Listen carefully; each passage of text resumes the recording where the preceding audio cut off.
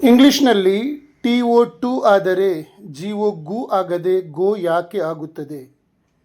TO2 ಆದರೆ GO ಗು ಆಗದೆ ಗೋ ಯಾಕೆ ಆಗುತ್ತದೆ? ಇದು ಒಂದು ಹಿಂದಿ ಸಿನಿಮಾದಲ್ಲಿನ ಪ್ರಸಿದ್ಧ ಡೈಲಾಗ್ ಆಗಿತ್ತು. ಇವತ್ತು ನಾನು ಇದನ್ನು ಯಾಕೆ ಹೀಗೆ ಅನ್ನುತ್ತಾರೆಂದು ಎಕ್ಸ್ಪ್ಲೇನ್ ಮಾಡ್ತೇನೆ. ಬನ್ನಿ ನೋಡೋಣ. ಇಂಗ್ಲಿಷ್ನಲ್ಲಿ TO2 ಎಂದು ಓದಿದರೆ GO ಗು ಎನ್ನದೆ ಗೋ ಎಂದು ಯಾಕೆ ಓದುತ್ತಾರೆ ಎಂಬುದು ತುಂಬ ಜನರಿಗೆ ಬರುವ ಅತ್ಯಂತ ಸಹಜವಾದ ಗೊಂದಲವಾಗಿದೆ. ಇದಕ್ಕೆ ಮುಖ್ಯ ಕಾರಣ ಇಂಗ್ಲಿಷ್ ಭಾಷೆಯ ಇತಿಹಾಸ ಮತ್ತು ಅದರಲ್ಲಿ ನಡೆದಿರುವ ದ ಗ್ರೇಟ್ ವಾವಲ್ ಶಿಫ್ಟ್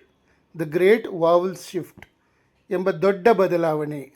ಇಂಗ್ಲಿಷ್ ಒಂದೇ ಭಾಷೆಯಿಂದ ಬಂದಿದ್ದಲ್ಲ. ಕನ್ನಡದಲ್ಲಿ ನಮಗೆ ಪ್ರತಿ ಅಕ್ಷರಕ್ಕೂ ಒಂದೇ ನಿಶ್ಚಿತ ಶಬ್ದ ಇರುತ್ತದೆ.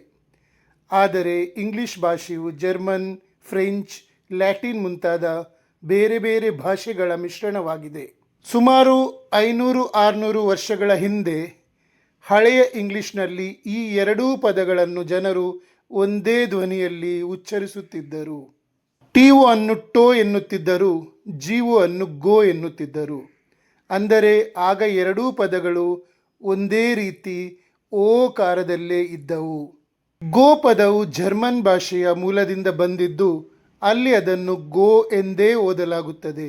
ಗೋ ಮಾದರಿಯ ಪದಗಳು GO ಗೋ, SO ಸೋ, NO ನೋ ಇವುಗಳು ಹಳೆಯ ಓಲ್ಡ್ ಜರ್ಮನಿಕ್ ಭಾಷಾ ಮೂಲದಿಂದ ಬಂದವು. ಜರ್ಮನ್ ಭಾಷೆಯಲ್ಲಿ ಕೊನೆಯ ಓ ಅನ್ನು ಓ ಎಂದೇ ದೀರ್ಘವಾಗಿ ಉಚ್ಚರಿಸಲಾಗುತ್ತಿತ್ತು. ಇಂಗ್ಲಿಷ್ ಅದನ್ನು ಹಾಗೆಯೇ ಉಳಿಸಿಕೊಂಡಿದೆ. ಟು ಮಾದರಿಯ ಪದಗಳು TO2, DO ಇವುಗಳ ಮೂಲವೇ ಬೇರೆ. ಹಳೆಯ ಕಾಲದ ಇಂಗ್ಲಿಷ್ನಲ್ಲಿ DO ಪದವನ್ನು ಡಾನ್ ಎಂದು, TO ಪದವನ್ನು ಟೋ ಎಂದು ಉಚ್ಚರಿಸುತ್ತಿದ್ದರು.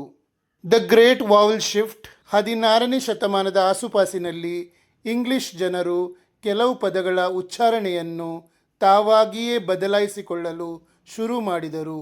ಹಾಗೆ ಬದಲಾಗುವಾಗ TO ಪದದ ಶಬ್ದವು ಟೋ ಇಂದ ಟು ಆಗಿ ಬದಲಾಯಿತು. ಆದರೆ GO ಪದದ ಶಬ್ದವು ಯಾವುದೇ ಬದಲಾವಣೆ ಇಲ್ಲದೆ ಗೋ ಆಗಿಯೇ ಉಳಿದುಕೊಂಡಿತು. ಜನರು ಮಾತನಾಡುವ ಶೈಲಿಯನ್ನು ಬದಲಾಯಿಸಿದರೇ ಹೊರತು ಬರೆಯುವ ಸ್ಪೆಲ್ಲಿಂಗ್ TO ಮತ್ತು GO ಅನ್ನು ಹಾಗೆಯೇ ಉಳಿಸಿಕೊಂಡರು. ಇದರಿಂದಾಗಿ ಇಂದು ನಮಗೆ ಗೊಂದಲ ಕಾಣಿಸುತ್ತದೆ.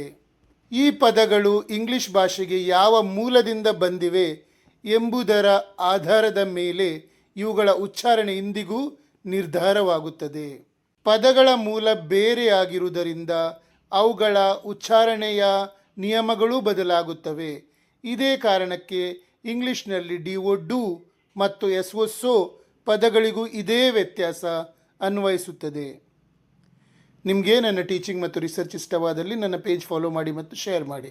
ನಿಮಗೆ 3 ತಿಂಗಳೊಳಗೆ ಇಂಗ್ಲೀಷ್ ಮಾತನಾಡಲಿಕ್ಕೆ ಕಲಿಬೇಕು ಅಂತ ಇದ್ದರೆ ನಾನು ನನ್ನ 32 ವರ್ಷಗಳ ಅನುಭವದಿಂದ ನಿಮಗಾಗಿಯೇ ಒಂದು ಕೋರ್ಸ್ ರಚಿಸಿದ್ದೇನೆ.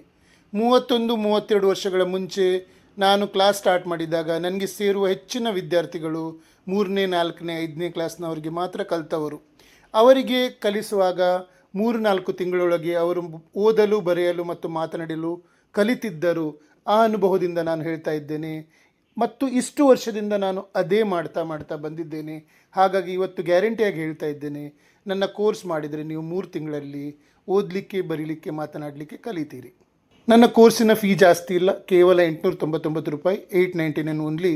ಅದನ್ನು ನೀವು ನನ್ನ ನಂಬರಿಗೆ ಕಳಿಸಿದರೆ ಯಾವಾಗ ಕಳಿಸ್ತೀರೋ ಆವಾಗಿಂದಲೇ ಕ್ಲಾಸ್ ಸ್ಟಾರ್ಟ್ ಮಾಡ್ತೇನೆ.